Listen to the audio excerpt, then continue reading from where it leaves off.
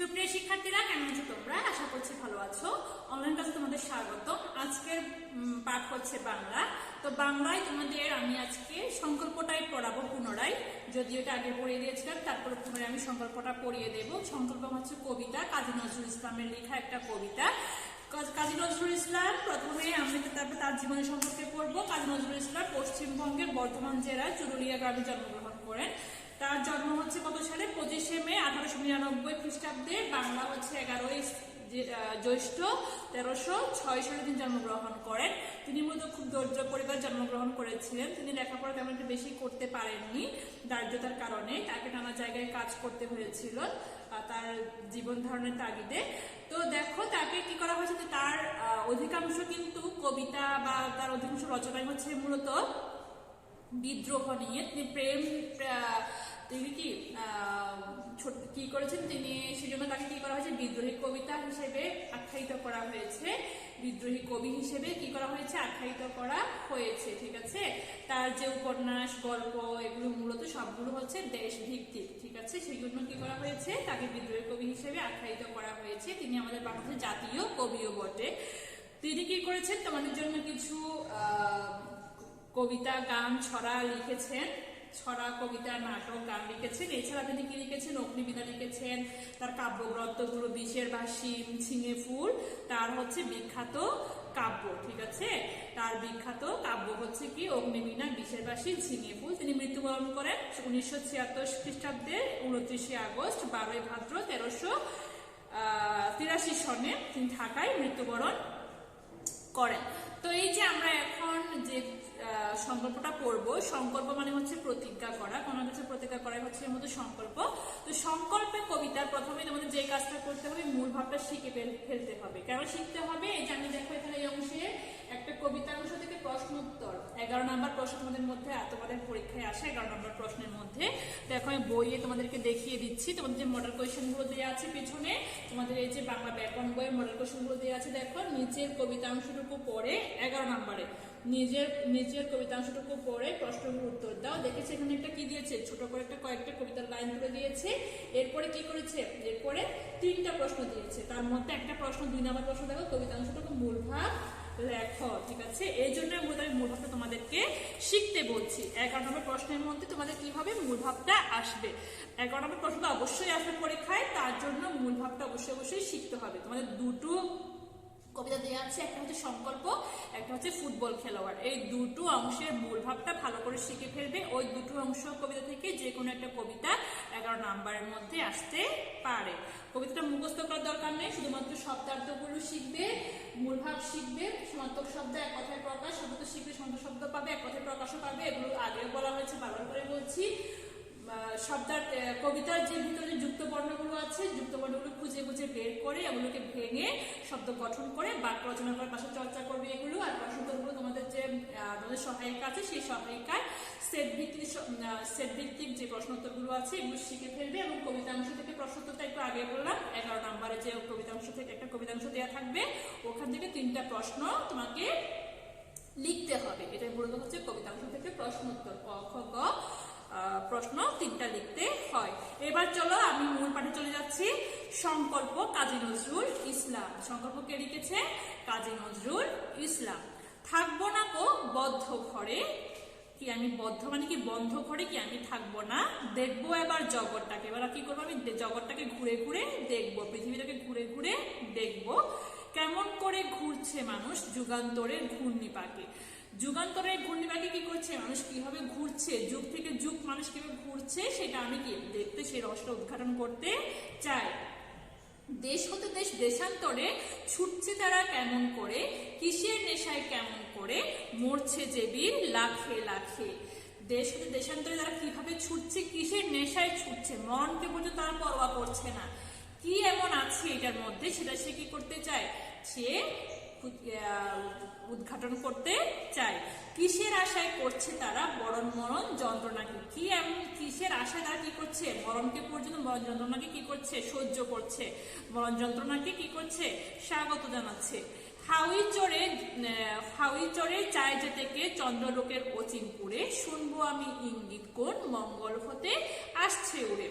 হাউই মানে কি মূলত রকেটের মতো যে যানগুলো সেগুলোকে মধ্যে হাউই বলা হয়। হাউই চড়ে কি করব, আমি চন্দ্রলোকে চাঁদের দেশে অচিনপুরে আমি যেতে চাই।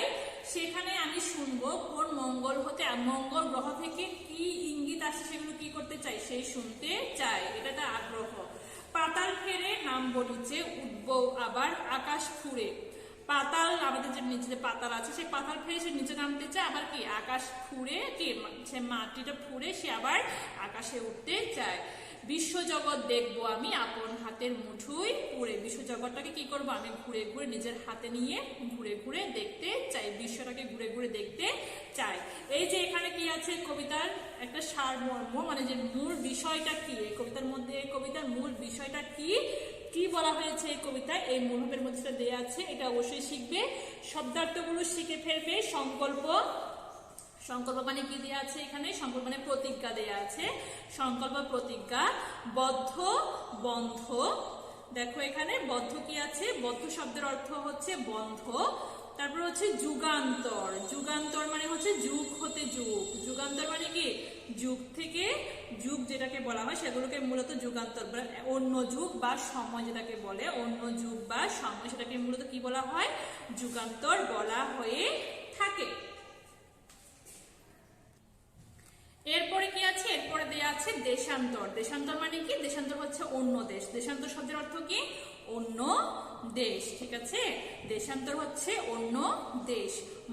বরণ মানে হচ্ছে কি সাদরে গ্রহণ করা, বরণ শব্দের অর্থ কি সাদরে গ্রহণ করা। মরণ যন্ত্রণা মানে হচ্ছে মৃত্যু যন্ত্রণা, মরণ যন্ত্রণা মানে কি মৃত্যু যন্ত্রণা বা খুব কষ্টের যেটা, যে খুব কষ্ট যেটাকে বলা হয়, মানে মৃত্যু যন্ত্রণা যে কষ্ট মানে আর কিছু নাই সেটাকে হচ্ছে বলা হয় কি মরণ যন্ত্রণা। এবং চন্দ্রলোক মানে হচ্ছে চাঁদের দেশ, চন্দ্রলোক মানে হচ্ছে কি চাঁদের দেশ যেটাকে বলে সেটাকে মূলত চন্দ্রলোক বলা হয়ে থাকে। অচিনপুর মানে হচ্ছে কি, অচিনপুর হচ্ছে অচেনা জায়গা। অচিনপুর শব্দের অর্থ কি অচেনা স্থান বা অচেনা জায়গা, অচেনা স্থান বা অচেনা জায়গা এটাকে বলে সেটাকে অচিনপুর বলে। এরপরে হচ্ছে ফেরে, ফেরে মানে কি, ফেরে মানে চিরে ফেটে, ফেরে মানে কি চিরে বা ফেটে যেটাকে বলা হয় সেটাকে মূলত কি হয় ফেরে বলে, ফেরে চিরে বা ফেটে বলে। ছিঁড়ে এখানে তোমাদের এখানে বইয়ে ফেরে ছিঁড়ে দেয়, ছিঁড়ে হবে না চিরে হবে, চিরে, ঠিক আছে।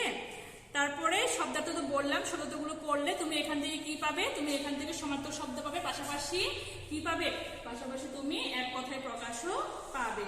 এক কথায় প্রকাশ কি আসতে পারে, যুগ হতে যুগ, এক কথায় প্রকাশে যদি আসে যুগ হতে যুগ তুমি কি লিখবে, যুগান্তর লিখবে, যুগ হতে যুগ যুগান্তর তুমি এখানে লিখতে পারো। বা দেশ হতে দেশ বা দেশ থেকে দেশ কি লিখবে, দেশান্তর হতে পারে, তাই না।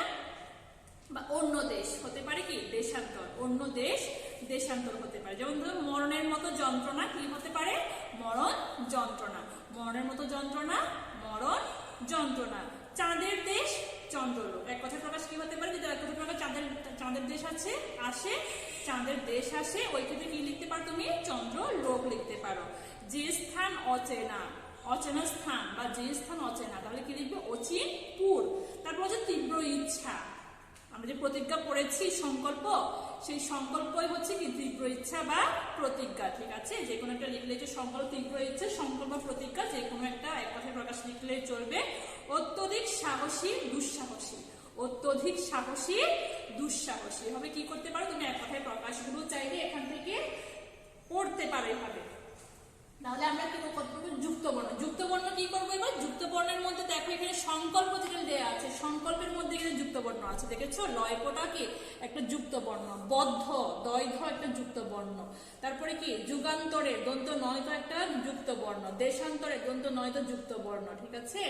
এরপরে কি আসে এখানে যন্ত্রণা, দন্ত ন তরফলাত্র, এখানে যন্ত্রণা এই অংশের মধ্যে যুক্ত বর্ণ আছে, তার মানে এগুলোকে ভেঙে শব্দ গঠন করে তুমি কি করতে পারো, বাক্য রচনা করতে পারো। এরপরে আসলে প্রশ্ন উত্তরের মধ্যে, প্রশ্নের মধ্যে কি প্রশ্নগুলো তুমি তোমাদের যে সহায়িকাটা আছে সেই সহায়িকা ধরে ধরে পড়ে ফেলবে। এরপরে আসে এবার আমাদের যে 11 নম্বর প্রশ্নটা আছে কবিতাংশ থেকে প্রশ্ন উত্তর, সেই প্রশ্ন উত্তরের মধ্যে আসো দেখো এখানে একটা আমাদের মডেল কোয়েশ্চেন হচ্ছে 2, মডেল টেস্ট 2 এর মধ্যে কি আছে, কেমন করে ঘুরছে মানুষ যুগান্তরের ঘূর্ণিপাকে, 300 পৃষ্ঠায় ছুটছে তারা কেমন করে, কিসের নেশায় কেমন করে, মৎস্যজীবীর লাফে লাফে কিসের আশায় করছে তারা বরণ মরণ যন্ত্রণাকে। দেখো এখানে কি লিখেছে, কবিতাংশে কিশোর কি প্রতিজ্ঞা করেছে, কবিতাংশে কিশোর কি প্রতিজ্ঞা করেছে সেটা তোমাদের এখানে দেয়া আছে। কি প্রতিজ্ঞা করেছে এটা কি কি আছে কবিতার মধ্যে কিন্তু অন্তর্ভুক্ত আছে। কবিতাংশটুকুর মূল ভাব লেখো, মূল ভাব শিখতে বললাম এই কারণে আমি মূল ভাবটা শিখতে বলেছি। যুগান্তরের ঘূর্ণিপাক বলতে কবি কি বুঝিয়েছেন, যেখানে যুগান্তরের ঘূর্ণিপাক বলেছে এটা এই শব্দটার অর্থটা কি এটা তোমাকে বুঝিয়ে লিখতে হবে। এই হচ্ছে মূলত আমাদের 11 নম্বর যে কবিতাংশ থেকে প্রশ্ন আসে এইটা।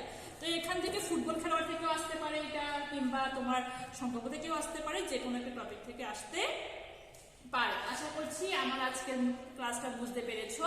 পরবর্তী ক্লাস তোমার সাথে আমার আবার দেখা হবে। সেই পর্যন্ত ভালো থাকবে, নিরাপদে থাকবে। আর কোনো প্রশ্ন থাকলে অবশ্যই কমেন্ট বক্সে কমেন্ট করে জানাবে।